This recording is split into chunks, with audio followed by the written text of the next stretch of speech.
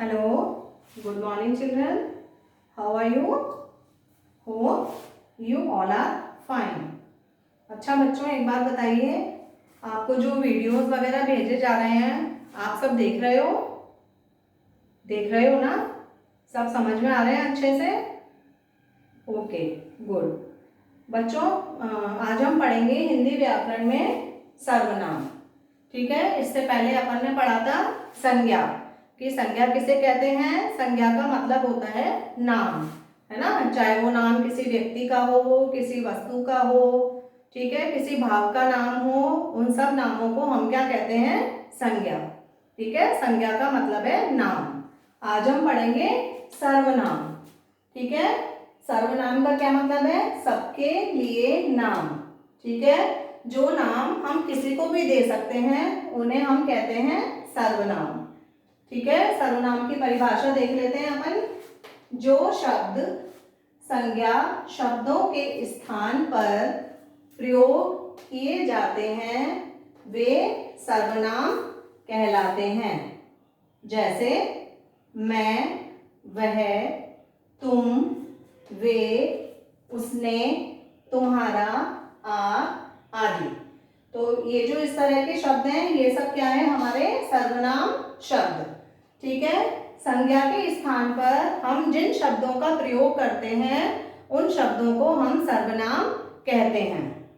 ठीक है, जैसे रीना खेल रही है। ठीक है, अब हमने रीना खेल रही है की जगह अगर बोला वह खेल रही है तो वह शब्द क्या हुआ? सर्वनाम हुआ। रीना शब्द क्या है? संज्ञा, है ना। तो संज्ञा की जगह हमने जिस सर्वनाम शब्द का प्रयोग किया वह शब्द हमारा क्या हो गया? सर्वनाम। समझ में आ गया? ठीक है बच्चों, यदि हम सब जगह संज्ञा शब्दों का ही प्रयोग करेंगे और सर्वनाम शब्द का प्रयोग नहीं करेंगे तो हमारे वाक्य जो है वो बड़े अटपटे अजीब से हो जाएंगे, है ना। उसमें कोई लय नहीं रहेगी, उसकी सुंदरता खत्म हो जाएगी वाक्यों की। ठीक है, जैसे मैं आपको एक उदाहरण बताती हूँ, है ना। इसका एक उदाहरण देखते हैं अपन। जैसे घर से निकलते समय तन्वी ने माँ से कहा कि तन्वी यश के घर जा रही है। चूंकि तन्वी झूठ बोल रही थी इसलिए तन्वी ने माँ की आंखों में नहीं झांका। तन्वी की नजरें जूतों के फीतों पर गड़ाए रही। रॉकी तन्वी के पीछे आया।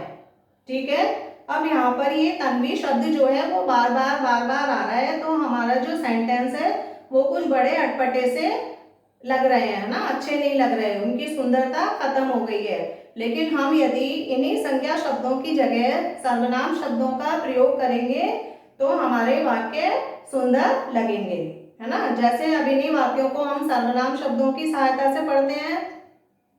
घर से निकलते समय तन्वी से कहा। ठीक है, तो उसने क्या? तन्वी ने माँ से कहा कि वह यश के घर जा रही है। चूंकि वह झूठ बोल रही थी इसलिए उसने माँ की आंखों में नहीं झांका। वह अपनी नजरें जूतों के फीतों पर गड़ाए रही। रॉकी उसके पीछे आया। ठीक है, अब ऊपर वाले जो सेंटेंस हैं उसमें सब जगह क्या लिखा हुआ है? तन्वी। तन्वी के जूतों पर नजरें गड़ाए रही, लेकिन उसकी जगह हमने नीचे किसका प्रयोग किया है? संज्ञा शब्द का केवल एक बार प्रयोग किया है और उसके बाद उस संज्ञा शब्द की जगह हमने सब जगह सर्वनाम शब्द का प्रयोग किया है। जैसे वह, उसने, वह, अपनी, उसके। ठीक है, तो सर्वनाम शब्दों के प्रयोग से हमारी जो भाषा है वो सरल, सुंदर और सहज लगती है। ठीक है, तो आज हम पढ़ेंगे यही सर्वनाम शब्द। ठीक है, सर्वनाम के भेद। अब सर्वनाम के कितने भेद हैं? सर्वनाम के 6 भेद हैं। पुरुषवाचक सर्वनाम, निश्चयवाचक सर्वनाम, अनिश्चयवाचक सर्वनाम, प्रश्नवाचक सर्वनाम, संबंधवाचक सर्वनाम और निजवाचक सर्वनाम। ये क्या है? 6 सर्वनाम के भेद हैं। ठीक है, एक एक करके हम इनके बारे में पढ़ेंगे। सबसे पहले हम आज पढ़ेंगे पुरुषवाचक सर्वनाम। ठीक है। पुरुषवाचक सर्वनाम क्या होता है, उसकी परिभाषा देखते हैं। वे सर्वनाम शब्द जो बोलने वाले, सुनने वाले तथा किसी अन्य व्यक्ति का बोध कराते हैं उन्हें पुरुषवाचक सर्वनाम कहते हैं। ठीक है, जैसे पुरुष है ना, बोलने से ही हमें पता चल रहा है कि व्यक्ति जिन सर्वनाम शब्दों का प्रयोग अपने लिए करता है, सामने सुनने वाले के लिए करता है या फिर किसी तीसरे व्यक्ति के लिए करता है, उनको हम क्या कहते हैं, पुरुषवाचक सर्वनाम। ठीक है, पुरुषवाचक सर्वनाम व्यक्ति अपने लिए करता है, बोलने वाला व्यक्ति करता है, सुनने वाले के लिए करता है और किसी अन्य तीसरे व्यक्ति के बारे में जब बात की जाती है तो वो क्या होते हैं, हमारे पुरुषवाचक सर्वनाम। ठीक है, अब पुरुषवाचक सर्वनाम के भी 3 भेद हैं। उत्तम पुरुषवाचक सर्वनाम, मध्यम पुरुषवाचक सर्वनाम और अन्य पुरुषवाचक सर्वनाम।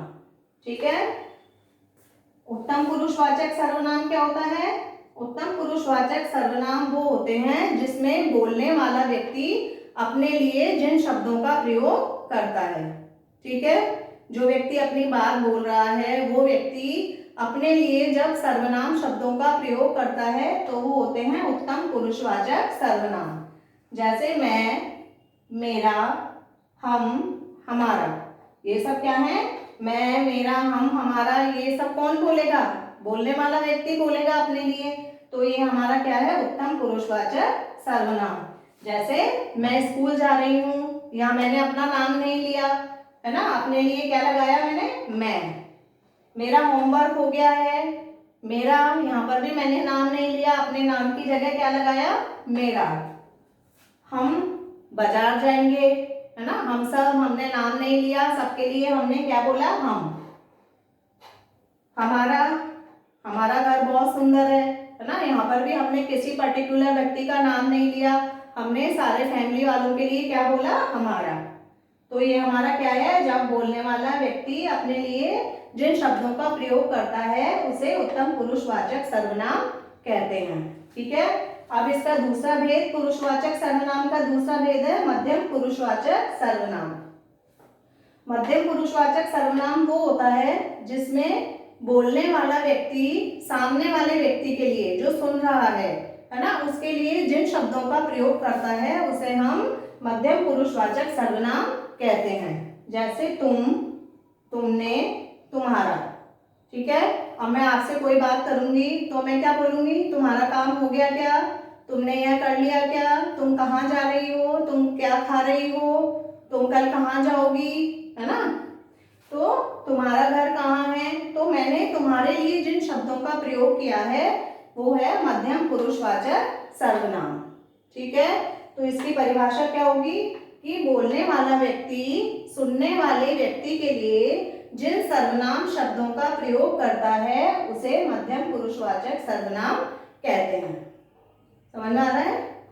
उत्तम पुरुषवाचक बोलने वाला व्यक्ति अपने लिए करता है और मध्यम पुरुषवाचक सर्वनाम बोलने वाला व्यक्ति सामने बैठे हुए सुनने वाले व्यक्ति के लिए जिन शब्दों का प्रयोग करता है वो हमारे क्या होते हैं, मध्यम पुरुषवाचक सर्वनाम।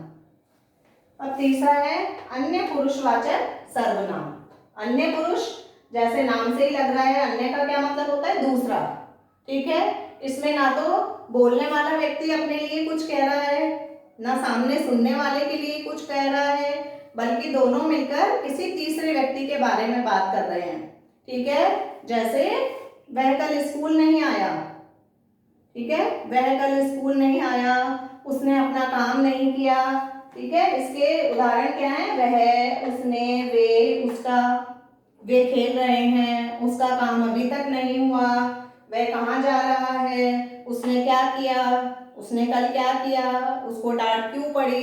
ठीक है, तो ये सब क्या है, अन्य पुरुषवाचक सर्वनाम, जिसमें ना तो बोलने वाला व्यक्ति अपने लिए उनका प्रयोग कर रहा है, ना सुनने वाले के लिए, बल्कि किसी तीसरे व्यक्ति के बारे में बात हो रही है, उसे कहते हैं अन्य पुरुषवाचक सर्वनाम।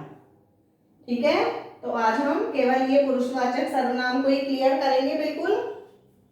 अच्छे से इसको समझकर देखेंगे। और उत्तम पुरुषवाचक, मध्यम पुरुषवाचक, अन्य पुरुषवाचक सर्वनाम से बनने वाले हम 5-5 कोई वाक्य अपनी नोटबुक में लिखेंगे। ठीक है, तो आज हमने क्या पढ़ा? सर्वनाम मतलब, सर्वनाम का मतलब सबके लिए नाम। ठीक है, जिन शब्दों का प्रयोग हम संज्ञा शब्दों के स्थान पर करते हैं उन्हें सर्वनाम कहते हैं। जैसे मैं, वह, तुम, वे, उसने, तुम्हारा, आप आदि। सर्वनाम के भेद, सर्वनाम के 6 भेद हैं। पुरुषवाचक सर्वनाम, निश्चयवाचक सर्वनाम, अनिश्चयवाचक सर्वनाम, प्रश्नवाचक सर्वनाम, संबंधवाचक सर्वनाम और निजवाचक सर्वनाम। ठीक है, फिर हमने आज इसका पहला भेद पढ़ा, पुरुषवाचक सर्वनाम। जो व्यक्ति, बोलने वाला व्यक्ति अपने लिए करता है, सामने सुनने वाले के लिए करता है, या फिर किसी तीसरे अन्य के लिए जो बात की जाती है वो पुरुषवाचक सर्वनाम कहलाता है। ठीक है, इसके भी 3 भेद हैं, उत्तम पुरुषवाचक, मध्यम पुरुषवाचक और अन्य पुरुषवाचक सर्वनाम। ठीक है, उत्तम पुरुषवाचक मैं, मेरा, हम, हमारा। मध्यम पुरुषवाचक तुम, तुमने, तुम्हारा। और अन्य पुरुषवाचक वह, उसने, वे, उसका।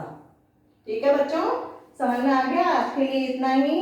सर्वनाम की हम परिभाषा लिखेंगे, इसके भेद लिखेंगे, पुरुषवाचक सर्वनाम की परिभाषा लिखेंगे, उसके भेद लिखेंगे और इन तीनों के 5-5 वाक्य अपनी नोटबुक में लिखेंगे। ठीक है, okay, thank you, bye bye.